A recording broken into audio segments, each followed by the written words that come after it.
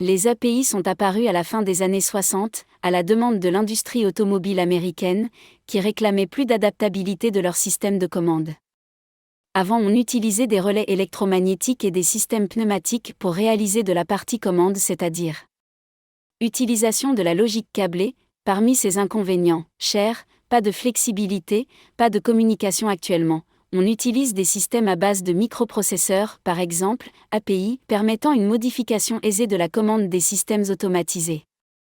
L'API est un appareil électronique programmable adapté à l'environnement industriel qui réalise les fonctions d'automatisme pour assurer la commande des préactionneurs à partir des informations analogiques, logiques ou numériques et un programme à exécuter. On utilise les API dans tous les secteurs industriels pour la commande des machines, convoyage, emballage, ou des chaînes de production, automobile, agroalimentaire, où il peut également assurer des fonctions de régulation des processus, métallurgie, chimie. Il est de plus en plus utilisé dans le domaine du bâtiment pour le contrôle du chauffage, de l'éclairage, de la sécurité ou des alarmes. Les informations traitées par l'API. Les informations peuvent être de type tout ou rien. L'information logique ne peut prendre que deux états, vrai-faux, 1 ou 0. C'est le type l'information délivrée par un détecteur ou un bouton poussoir. Analogique, l'information est continue et peut prendre une valeur comprise dans une plage bien déterminée. C'est le type d'information délivrée par un capteur, pression, température. Numérique, l'information est contenue dans des mots codés sous forme binaire ou bien hexadécimale. C'est le type d'information délivrée par un ordinateur ou un module intelligent. Architecture d'un API. Structure interne. La structure interne d'un API peut se représenter comme suit. L'API reçoit les informations relatives à l'état du système et puis commande les préactionneurs suivant le programme inscrit dans sa mémoire. Un API se compose donc de parties suivantes: alimentation, l'unité de traitement centrale qui contiennent CPU, le processeur, la zone mémoire, les interfaces entrée-sortie. Alimentation, elle assure la distribution d'énergie aux différents modules, elle fournit également une source en 24 volts continue pour l'alimentation des détecteurs et pupitres à câbler sur les interfaces d'entrée. L'unité centrale de traitement. Le microprocesseur. Le microprocesseur réalise toutes les fonctions logiques, ou les fonctions de temporisation, de comptage, de calcul, à partir d'un programme contenu dans sa mémoire. Il est connecté aux autres éléments, mémoire et interface entrée-sortie, par des liaisons parallèles appelées bus qui véhiculent les informations sous forme binaire. Les mémoires. Elles permettent de stocker le système d'exploitation, le programme, et les données lors de fonctionnement. Actions possibles sur une mémoire. Écrire pour modifier le contenu d'un programme. Lire pour en lire le contenu d'un programme sans le modifier. Effacer pour faire disparaître les informations qui ne sont plus nécessaires. Technologie des mémoires. RAM, mémoire vive dans laquelle on peut lire, écrire et effacer. ROM, mémoire morte accessible uniquement en lecture. EPROM, mémoire morte reprogrammable effacement aux rayons ultraviolets. EPROM, mémoire morte reprogrammable effacement électrique. La mémoire RAM est généralement secourue par une batterie de sauvegarde.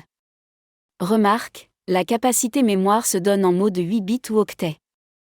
Exemple, soit une mémoire de 8 K octets égale 8 fois 1024 fois 8 égale 65 536 bits. Cette mémoire peut contenir 65 536 informations binaires. Les interfaces d'entrée-sortie.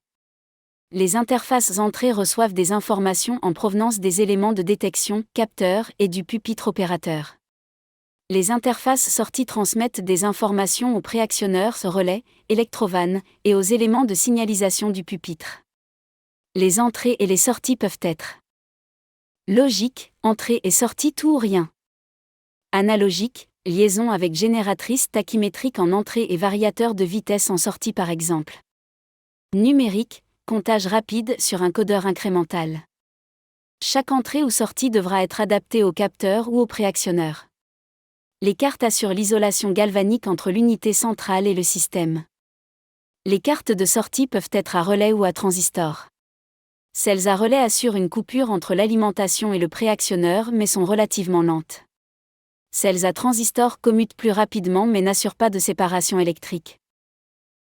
Interface d'entrée, elles sont destinées à recevoir l'information en provenance des capteurs, traiter le signal en le mettant en forme, en éliminant les parasites et en isolant électriquement l'unité de commande API de la partie opérative. Lors de la fermeture du capteur. LED, un signal que l'entrée automate est actionnée, la LED D de optocoupleur s'éclaire, le phototransistor T de l'optocoupleur devient passant, la tension V égale 0 V. Donc lors de l'activation d'une entrée automate, l'interface d'entrée envoie un 0 logique à l'unité de traitement et un 1 logique lors de l'ouverture du contact du capteur entrée non actionnée. Interface de sortie. Elles sont destinées à commander les préactionneurs et éléments des signalisations du système, adapter les niveaux de tension de l'unité de commande à celle de la partie opérative du système en garantissant une isolation galvanique entre ces dernières. Lors de la commande d'une sortie automate, l'unité de commande envoie une logique. T1 devient passant, donc D, s'éclaire le phototransistor T, de l'optocoupleur devient passant. LED 1 s'éclaire et nous informe de la commande de la sortie T2 devient passant, la bobine RL1 devient sous tension et commande la fermeture du contact de la sortie. Adressage des entrées-sorties.